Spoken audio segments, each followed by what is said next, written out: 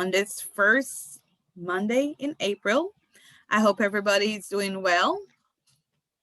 I hope you had a great weekend. And thank you everybody for being here. Mariella, Bet, oops, we lost Mel. I guess she's gonna join us back. Austin, Andre. Hey everybody. Hey Mel, welcome back. We lost you there for a moment. Thank you for coming. Hope you all had a great weekend and we can get things going. Everybody have their coffee or tea. I'm a tea girl, so I have tea. Let's start off by everybody introducing themselves that are here, and then we can kick off and some networking and some discussions, and I'll introduce you to our member of the month. And so we can get going. I know Mariella has an event coming up. Mariella, I'm going to give you a chance to speak about your C420 event. If you want to go ahead, introduce yourself and tell us a little bit about C420 that's going on. Hello, good morning, everyone. I'm off mute, right? You guys hear me fine? Yes, we can hear you. Okay, perfect. And just a little camera. My name is Mariella. I'm here in Puerto Rico, and I have Rosebud Cannabiz. That's a lifestyle wellness brand, and we're geared to bring education and networking opportunities to people. And then in association with that, we have gone ahead and built C4, that's a cannabis community here on the island. It's on the west side in Isabela, and its purpose is to allow patients locally and also out of state to consume. They can come to our Rosebud Garden and they can medicate there. And at the same time, we also have a lot of activities that are geared within the community, different educational. We have yoga, meditate, and cannabis. We have painting with a twist with cannabis.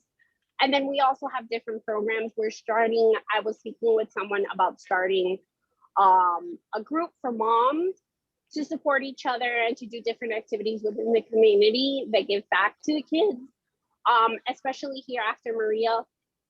Puerto Rico has taken big hits just back to back between the earthquakes, the hurricanes, and then the pandemic was just, the final seal. But slowly but surely, we're starting to see things pick up. We're starting to see businesses starting back up. We have partnered up here with our mayor and our city. They're doing this city is mostly known for its tourism, for its beaches. So they have an initiative where we are going to start helping people visit this side. And for those that are patients, they would have the garden where they can come, they can meditate, and then they can also enjoy all the beautiful things that our city has to offer. And we're very excited. We're going to be having, I think I had a helicopter coming by, sorry. We're going to be having our, can you guys hear me okay? Yeah, we can. All right. That's, I don't know if you guys can see it, but that's a Coast Guard. They usually come out and make sure that their surfers are okay. They actually just started a whole volunteer lifeguard out here, so it's really nice. So yes, we're going to be having our grand opening on 4/20. That is the iconic day for cannabis, right? And then as well, we're going to be having, since we are opening up a chapter with M4MM, Minorities for Medical Marijuana, we're going to be starting up our expungement clinic to help people get out. And that's going to be the first project that we're concentrating on with the community to help all those. And in partnership with our city and our municipio, wow, I can't say that, municipality, to have decriminalization, because even though the industry here is booming and absolutely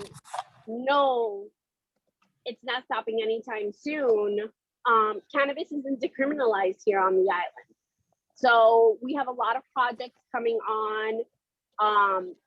Everything is geared and focused towards the community, to expanding. We're hoping that little by little, by the end of the year, we'll have different programs that not only will be here locally, but we'll go ahead and be integrated into the Latin communities nationwide. So if anyone is looking and wants to be a part of our 420 event, you can contact me, let me know. And we hope to see everyone, and hopefully the next Cannabiz Cafe, I will have pictures and more details on how our event went.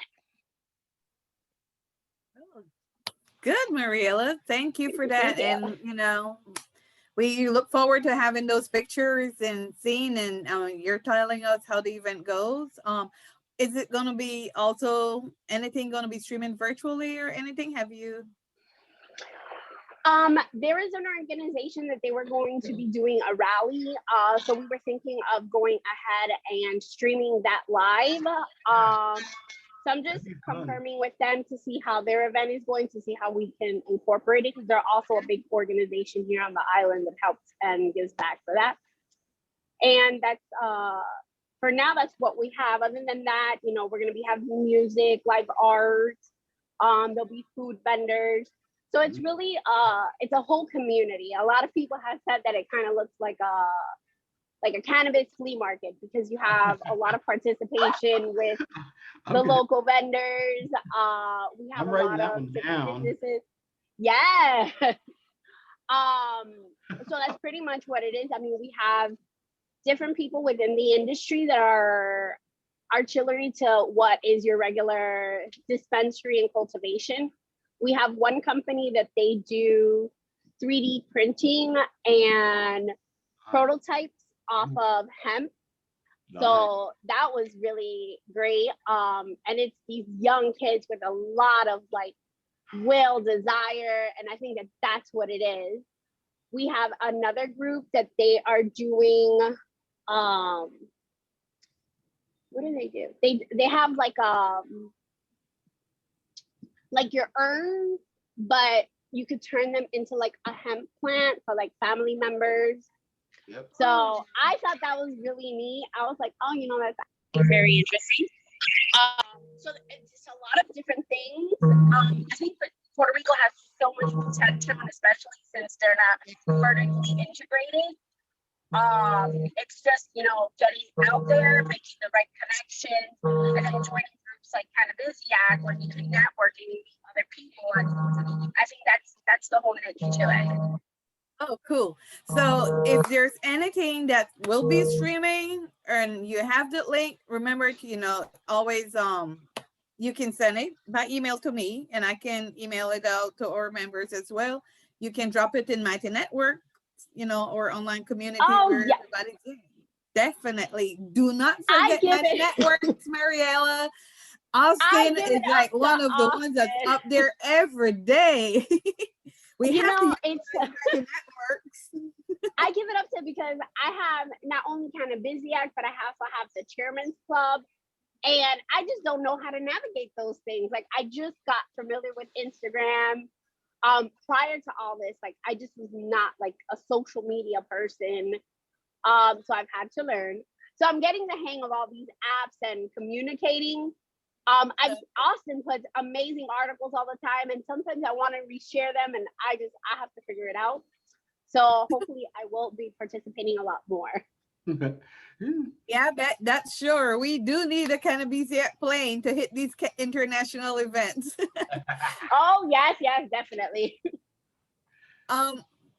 Mel, you want to introduce yourself? You're on mute right now. Go ahead. Okay. All right. Hi, everybody. I am Mel of Mel's Tree Eats, Jamaica's leading cannabis edibles brand. I'm an advocate for edibles here in Jamaica also. And I too host an event. So I'm pretty excited to hear about that event just now. So any help that you need with promoting your event, I'd be happy to assist there also. For the past year, well, it's been going on for more than a year, but I have came onto the virtual space. 420 actually will make 1 year since I've joined the virtual space. And I host an event called Buds and Brushes JA. It's a puff and paint, but it's a puff and paint like no other. I am basically using cannabis to be able to give back to different communities across Jamaica, and have supported 9 charities so far across Jamaica, bringing people together virtually with this puff and paint. We do a little bit of edibles. We do a little bit of education, cannabis education on there also. In Jamaica, we practice steaming for the healing, which is something used mainly by Rastafarians. It's kind of like an American bong, really, but we protect the herb, so we don't actually light the herb. We steam it using an amazing chalice. It's not a chalice; it's a steam chalice. There's a difference. Cool. So we have Steam Team JA, which is also an award winner here in Jamaica for their chalices. They do a demonstration. They talk to the people about steaming for the healing. And then also it's live music, live art, live DJs. So for every single Buds and Brushes, I have 10 live performances, 4 live DJs, and 4 visual artists. And they are clocked in performing from all over the globe. It's a 14-hour event. We start at 2 o'clock and we go straight until 4:20 in the morning. So we start at 2 p.m. and we go to 4:20 in the morning. But it's been an amazing journey, to be honest. What I am hoping to gain from joining this community is also just more people echoing Buds and Brushes. It's such an amazing event that gives back, but it's also an amazing event that the world doesn't know about because it hasn't gone viral as of yet. We live in this social media world where us cannabis entrepreneurs, we're limited to how we promote. You know, they take down our posts. Some of our posts don't even get put up. Some of our pages get, cut off, so I've just been promoting the event through, my personal social media, and, the performers and sponsors and stuff, they also, share, but, nobody's going to share your event like you, because it's not their event unless they're really committed, which most of them are really committed to be on this journey. So what else? I'm a Canna mom, as you can see. She woke up. Yeah, that's really about it. Whenever you guys come to Jamaica, link up with Mel's Tree Eats. Buds and Brushes, as I said, is a global event, so you can attend from anywhere in the world. It was a live event. It will go back to being a live event once this, this craziness has passed. I've already spoken to, I met the Cannabiz babes last year, and want to definitely do a live event in California. Antigua is waiting for us to get there, so it's an event that will be live and simultaneously virtually, because we still have people that don't necessarily want to go out, and to be able to sit at home and tune in and get the benefits of what this event offers is just, when I read the reviews and I see how it's been helping people to cope all over the world, because everybody's COVID stuff is different. Right now, it's really quiet in Jamaica because we're in a complete lockdown. We've been on a lockdown for the past 3 days now. Lockdown meaning you can't leave your house. So it's been, for me, I really don't mind. I'm really okay with being home, but it bothers me because there's people out there that are really suffering, and our country is not set up where our government is helping. They're helping their people, but they're not helping the people of Jamaica. So I'm very proud at the fact that I have put this thing together and continuously every other month for a year now been just giving back. And when I say charities, I mean there's E for Life is for women and children surviving with HIV. Girls First JA is for battered women. SOS Children's Village is for children up in the mountains in Stony Hill. They get, they don't remember them up there because they're so far up there. When COVID started, the homeless shelters also got hit really hard. So we were able to help them, and able to help them, like, it's not like the event doesn't make tons of money in order to help. So I'm trying to find different ways just to get more and more people just on board so we can support more. One of the things I'm also open to doing is, if I partner up with, let's say there's a company in the States that wants to partner with Buds and Brushes and they have a charity that they want to give back to, we're open to that because it is an event that gives back, and it will always be an event that gives back. So it's not just, oh, you just want to give back to Jamaica. Of course, Jamaica is my focus because this is where my people are, but Jamaica is not the only people that are in need. You know what I mean? So yeah. Mel, thank you. Mel, I just wanted to ask a quick question. Could you did mention, and thank you for doing your work out there because I know it can be very difficult. Tell me a little bit. You mentioned a little bit that you're a Canna mom. So I think I've heard that term so many different times. So could you just go elaborate a little bit about what a Canna mom is? Right. Well, for me, I'm a mom that uses cannabis. I don't use cannabis on my child. I've actually been to learn though, because in the last year, I've gotten a lot of support from women in cannabis and canna moms in cannabis, and that's how I learned the term canna mom. Yeah, it's a lot. Yeah. And yes, I am a canna mom. Yeah. I try to also promote normalizing the fact that us parents use herb. In Jamaica, even though Jamaica is the capital of reggae and ganja and all of that stuff, it's quite embarrassing, the stigma that is still on ganja here in Jamaica. So I'm basically a mom that uses cannabis in my everyday life in order to cope with my everyday life. I have a very active 2-year-old child. She's beautiful. Thank you. It took me a while. It took me at least a year before I started using in front of her. Just because my family still is against cannabis and I'm 42 years old, you know what I mean? But I don't know, I didn't mind anybody else using around her. I just didn't want her to see me putting a joint to my mouth all the time. And, I would find other ways, of course, my edibles, but I really love smoking a good old joint. But I after, I think during COVID, I was just like, man, guess what though? I'm with her 24/7 and mommy needs a joint every now and again. So, she understands, and she's pretty smart. I had to teach her at a very young age also because mom makes edibles.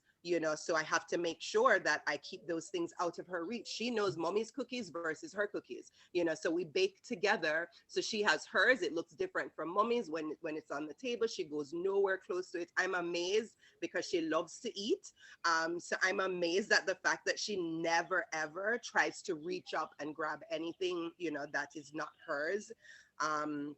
And I plan to continue to educate my child about cannabis and the benefits of cannabis. So when she gets to an age, it's not like, oh, I want to smoke weed because it's cool, or the peer pressure that comes from it.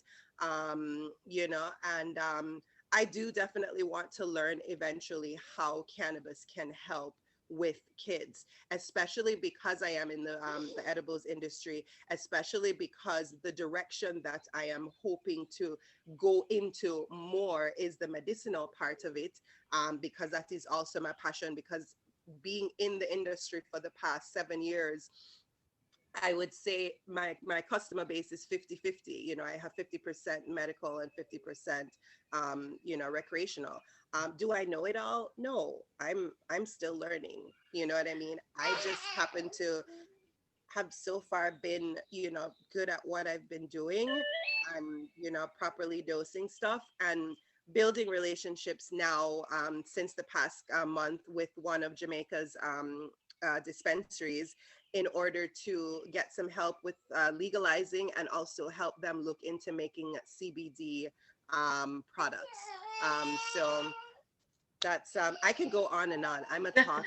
No, thank you. On the floor. No, thank you so much, Mel. We really appreciate that. Yeah, thank you, Mel. That's quite amazing what you're doing, and we welcome you to our online community. I also ask that you go to our website, learn more about Cannabiz, attend more of our events, and also I'd like to encourage you to become one of our members as well. There's great member benefits of being a Cannabiz member. Our membership information is online on our website, and it starts as low as $20 per month. So we have a lot going on. And also for 20 this year, it's our first anniversary for Cannabiz. Yeah. So we're gonna be launching some great stuff as well. Members, our Cannabiz members, Mariella, Beth, Austin. I sent out an email, I think on Thursday, letting you all know what I need from you as well for our digital magazine that we're going to be putting out for our 420 anniversary. So I need you all to check your emails and send me the information that I need for that, because we need to feature our members in the magazine as well. Okay. You'll get that. Send it over now.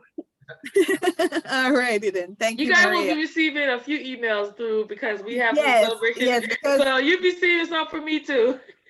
Yeah, Mary Lou gonna be sending some stuff, because as I mentioned in that email, we're gonna need some testimonials from our members as well, some recorded stuff that we're gonna be launching. So look out everything for our anniversary on 420.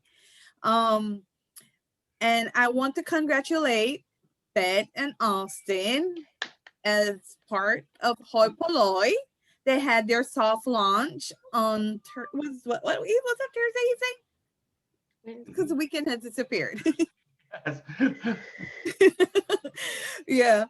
So congrats on Hoi Polloi. And I know you're gonna have your actual business launch this week as well. If y'all want to give a quick little run through of Hoi Polloi and what you're going to be offering. It was a great event. It was fun. That event was fun. Thank you. I just loved all the little interactions that y'all did, so that we could all feel at home with everybody else that was there. Was really, and congratulations again. So yeah.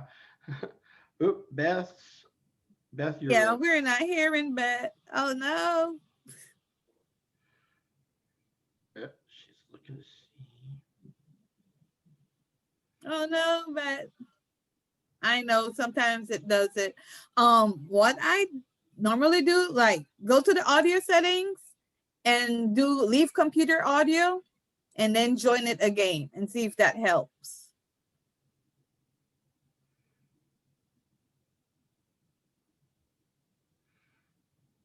Oh, nothing else. Austin, you want to hit it off until Beth gets there? Sure. We've been enjoying. We had our kind of friends and family. Thank you for coming, and others. It was really fun, and we're just getting going. We're real excited about the business to business one. The event group. Blaze and DJ Frenchie's event company is terrific, and they've put some amazing things together for this business to business one coming up this week. They're just really clever on these little video clips, and they've made all these beautiful ones around Hoi Polloi and all kinds of cool little fun stuff at our party coming, our it's B2B event this Wednesday. So we're excited about that, and we launched our website this week. I mean, we went live with it, so that's really exciting, and you can check it out at hoipolloi.com or hoipolloi.advisors.com. So yeah, we're just we're really official. It's just it's been a journey. Thank you, Cannabiziac. It's we wouldn't be here without you and others. Truly without you, and so you're kind of our success story, because we've gone since last fall to become this company. I mean, what we're doing is what we just did. Help new businesses get started and get others unstuck. And So we're excited about what's going to happen for us, and we're getting a lot of positive feedback from the event the other night, and then also just from the website, and we just we have a nice network of people that are we want to work with, and a couple of Cannabiziac members we also use in our own company. We use Michael McKnight, with his accounting firm. We use Easter down in Florida as our lawyer now. So I mean, it's just real thrilling to know what fantastic people we're meeting right here, and encourage in the same vein, we're encouraging so many to come here and check this out and join these events. So I appreciate. Can you hear me now? Yeah. Oh, you're there. I didn't mean to cut you off. I just wanted to see if it was fixed. Oh no, you're next. Okay. No, and I just wanted to be, like Austin said, we really wanted to throw a party because hoi polloi, like Cannabiziac, right? We all know the realities of what we're dealing with, right? We got brothers in jail that we're working to get out of jail. We're up against, big corporations daily. So that's why Mary Lou reminded me, I even had to get my hat today. And same kind of feel. It's stressful enough out there. We want to have fun with you and be professional. Want to help folks get started. And I really liked when we met with Anne Marie, the partnership that we have with Cannabiziac is we are full on learning from y'all, just like we want our folks to with the incubator program and this network, and learn and really get educated and understand the proper way to do business and this community and its real history and what to honor and our legacy growers.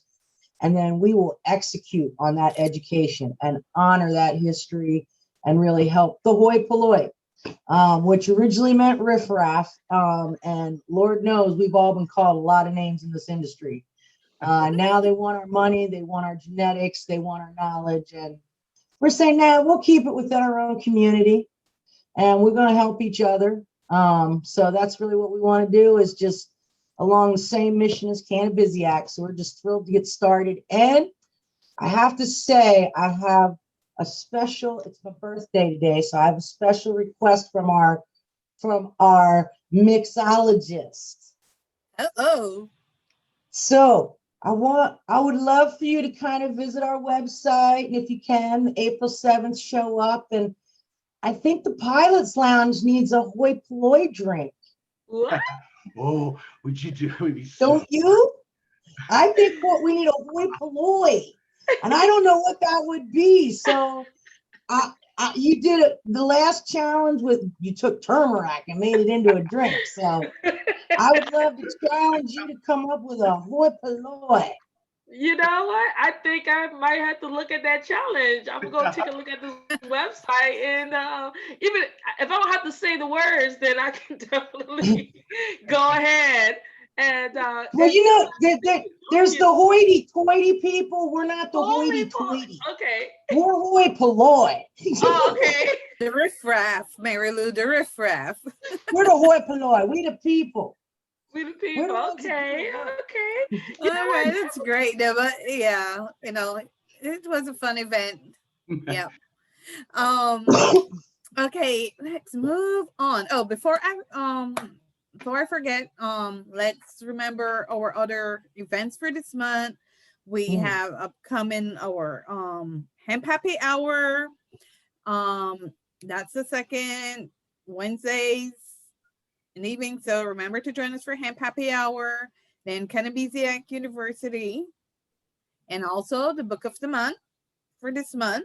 We're gonna actually have for the book of the month this month. It's gonna be one of our advisory board members, Russell Bennett, and he's gonna be talking about his book, The Cannabis Law. Okay, so we're gonna learn a lot about the cannabis law in Canada from Russell, And also this month for Cannabiziac University's webinar, we have Dr. Felicia Dawson, another advisory board member, and she's gonna have, her topic is an update on the endocannabinoid system. So good stuff.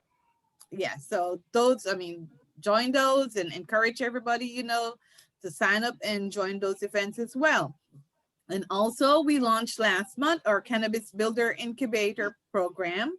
We're going to be posting about it and encouraging anybody that wants to join the program, the Cannabis Builder Incubator program. It creates a green print to get you from where you are now to where you want to develop, execute, and crushing your business goals. It's designed with your success in mind and provides an array of strategic advising, programming, mentorship, networking.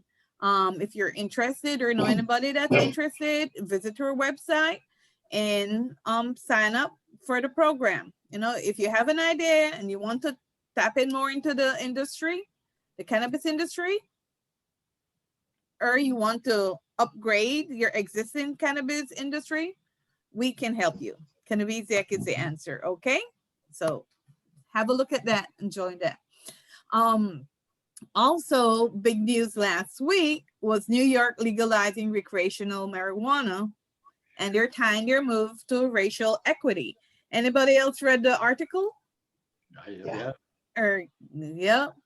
And so according to what the New York Times posted, they said under the law, 40% of the tax revenue from cannabis will be steered to the minority communities that had this disproportionate numbers of marijuana arrests, which is great. We all know who and in the minorities are the ones that have been penalized so much for marijuana use or having marijuana as well. Okay, so what do you all think about that whole topic there about New York legalizing and it's being tied towards racial equity? Oh, I have a lot to say about that. I'm going to chime in. Go there, quick. Mariella. It's really funny because I think that that's very important. And after everything that happened with New Jersey, the whole back and forth, I mean, it took them what, like 3-4 months after they voted it in to actually get it signed and passed, that New York kind of was like, you know, we're going to cut all this out and just give them what they want. Because at the end of the day, all the money is coming from your consumers, and your consumers, the majority of them are going to be within the Black and Brown communities. We saw that a lot in New Jersey. A lot of the dispensaries, a lot of the corporations that were going to be opening up were in those communities, especially in the Trenton area that has the highest rate of incarceration. And even after they have voted on that, you still saw that New Jersey incarcerations and arrests was going up.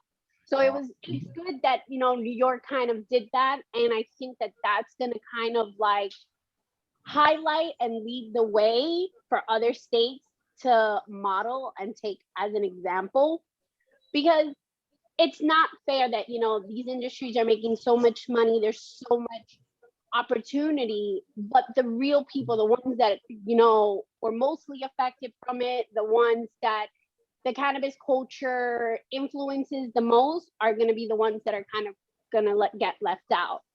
And there's enough space for everyone, and we all know that the cannabis industry, it's a fueling money machine. There's so many different ways to get into it. It's just not a dispensary. It's just not your cultivation. There's tech, there's softwares, there's a lot of things to it.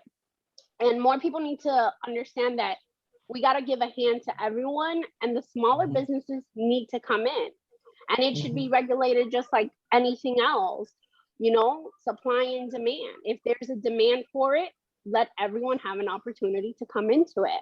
So my hat's off to New York for kind of doing that and, you know, setting the way. And hopefully we're going to start seeing more and more East Coast states come in. And hopefully Florida as well will kind of like, you know, take one from what they're doing and kind of, you know, fix their regulations and their laws. So those are my 2 cents on that. That's more than your 2 cents, Mariella, but you go, girl. Anybody else want to weigh in on that? You know, the social equity piece is wonderful, and I appreciate what that piece of it is. My concern, having been lucky enough to go through, as crazy as it was, the Oregon process, the thing that still really, really bothers me like a lot is that what New York has set up, though, is restrictive in ownership, because licensing is outrageous. As an example, in Oregon, look, man, we could have all got together and threw in $1,000 and got our license in Oregon to do whatever you want in cannabis. We could, right here, us hoi polloi folks, us Cannabiziac could do that. In New York, you better get $25,000 and a lawyer, and you might get a license to own something. So what I'm worried about is we need to stay diligent on licensing and clemency are the two issues that, I'm sorry, I just see systemic racism still in action. I think they're appeasing people. I think they're manipulating for votes. I think Cuomo needed a distraction. I don't mean to downplay the good stuff, but we got to stay diligent, because it's still not going to be Black and brown and working folks owning things in New York. It's going to be the Acreage Holdings still owns over 70% of the licenses in New Jersey and New York. That's not okay. There is nobody of color in that company. Not one on the board, not one in top level, and no women. It is literally all white men over 50 that own the New York and New Jersey cannabis industry. And yes, because of what they're making, this is just my opinion, they're like, sure, we can throw some money to people. But that's not what we really want. We want that land, we want those buildings, we want those businesses, we want to earn our own. And that's what I want for folks. So I'm happy it's moving in that direction, but I do not want to call it a win until there's full clemency and those folks can own and we can afford that it's a level playing field like Oregon did. A $5,000 license is what's called affordable for all. $25,000 just to get in the game, that's an FU to those of us that work for a living. That's just my 2 cents on New York. I just don't trust them. Yeah, because there's no part in there that even talked about the licensing. It's all about, okay, 40% of the tax revenue from the pot sales will be steered to these communities, and about people that were convicted of marijuana related offenses. They're no longer criminalized and will have their records automatically expunged. And also that people with past convictions and those involved in illicit cannabis market before, that they'll be able to participate in the new legal market. But there's nowhere there where they're talking about racial equity, but still there's not the equity in owning a business or getting that license as easily as it should be. 25,000 is a lot. Nobody's starting a business really, especially one in the cannabis industry, is going to have that amount of money to write out here. Let me pay for my license. And then again, now it's 40% of those tax revenues from pot sales. Where does the revenue, is there any portion of the revenue that comes from licenses? Where is it going? Is it going back into the community? You know, that kind of thing. So while the lawmakers did prevail in getting this 40% of the tax revenue from the pot sales go back into the community, they should have also thought, on my part, I would think they should have thought about, let's throw in something here also about the licenses. Make it an all-inclusive package and not just like, okay, let me just throw something out here for now. But, politics is politics, and that's the way, it's just something to like, let's get started. So hopefully, that comes up again about the licenses and reducing those fees to do that. Okay. Mel says the same thing here in Jamaica. She agreed with Beth, and she definitely agrees with Marietta. She said they go through the same crap like that in Jamaica. Thank you for sensing that while I was reading it. And she says, politics, you want to chime a little bit into that, Mel? Mel? Yeah. Yeah, I mean, it's pretty much the same. I mean, as far as legalization goes here in Jamaica and getting licensing and stuff, it's not for the little people. That game, it's not, the doors aren't open for them. I mean, they're still going to farms in Jamaica and burning down farms, it's just yeah, it's not set up for the small. Okay, we have busy child. It's not set up for She's having fun. Throw the chair. Throw the chair. And people I have a wonder 1.5, so I feel for you, Mel. I love it. yeah. You see everybody say good morning. No, that's not good morning. No, she'll leave my chair alone. Okay. Great. So, yes, and we do hope, especially us here, since we're based in Florida as well, that, pretty soon we can get some kind of legalization going on our end as well. New York is only the 15th state to legalize recreational use of cannabis. Okay. I think we're up to 17 now because I heard the next day New Mexico also New joined. Mexico. Oh, Yep. wow. Yeah, Yeah, they're New just Mexico. coming. They're just coming. Okay, Florida, speed up. New Mexico's a whole different political discussion too, because I know, three folks down there, they own ranches and stuff and live down there, and they've been wanting legalization for a very different reason. They still have problems with cartels. And so they're hoping legalization will actually make some of the communities a little bit safer. I mean, obviously it's not going to go too smooth in the beginning, but I know that they were really thrilled when New Mexico voted for legalization so that they can start to work through some of those issues and get some businesses open versus that style of, that we still have to deal with. Okay, great conversation. Hold on 1 second. Oh, go ahead. I want to introduce a member of the month.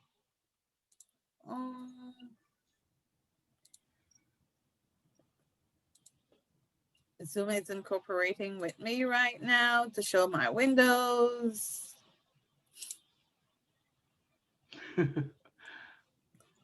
Okay, here we go. Our member of the month. No. I know Beth and Austin, we're going to be thrilled about it, is Easter Floyd Clark of Floyd Clark Legal PA. Yes, good. We're going to have Easter on one of our events to talk more about herself and her company. Cool. And pardon, Beth, you're on mute. Oh, I'm just excited, man. We've learned so much from her, and she's just brilliant. I mean, I'm always in awe whenever we meet with her. She's a really, really brilliant woman. So this is exciting. Yes, and Easter apologizes that she couldn't be here this morning. She had, I think she has another previously scheduled event that she couldn't be here, but she's normally in all our events. But so we're going to have her on next time, and she's going to be able to tell us all about herself and more about the company. Good. Okay. Anybody else before we get ready to wrap up? You have any other insights or topics or any conversational pieces you want to bring up?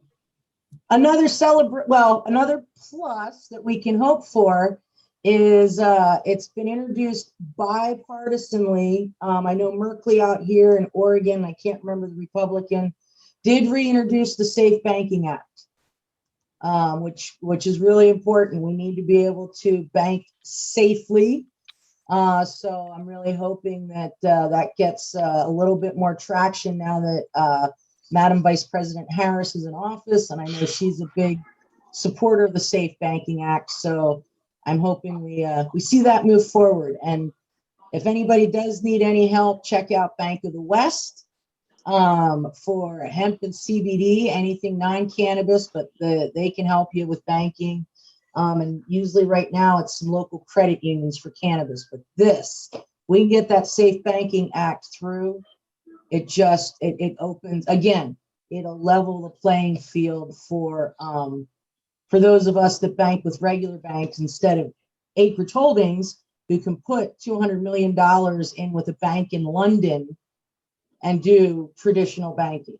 I'm on a mission this year. I am tired of these folks getting to do stuff that is just blatantly crushes our chances at moving forward in this industry. So yeah, we are so aligned with Cannabiziac and getting as many people as possible to their own businesses and succeeding because of stuff like that. So Safe Banking Act is a good one to keep an eye on. And support.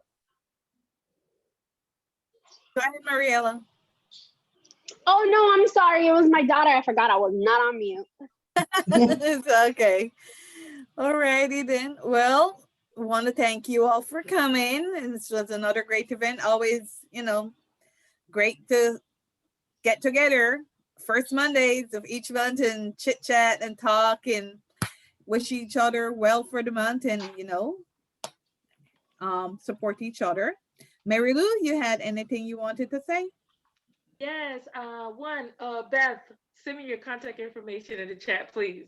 And number two, don't forget, please fill out our event survey. We want to know how we are doing and how much you enjoy or some things that we can improve with our events like Cannabiziac, like our Cannabiz Cafe or our Hemp Happy Hour. Or anything that may be useful for us so we can know how to better our event. So the link is in the chat. So go ahead and take a look at that. And no, everything else is thank you very much. Ready, Mel? You want to drop your email in the chat as well, so you can always be on our list to get our newsletters as well, okay? Yep. Well, everybody, it's a great start to a great week, and we wish you all only the best. Thank okay? you. You take care. Bye. Have a great day. Thank you. Have a good one, everyone. Next Bye. event. Bye. Bye. Bye. Say bye, Bella. See you later. Okay, bye. You dropped it in already, Mel? Yeah, man, it's up top. I'm saving the chat now. Okay, all righty then.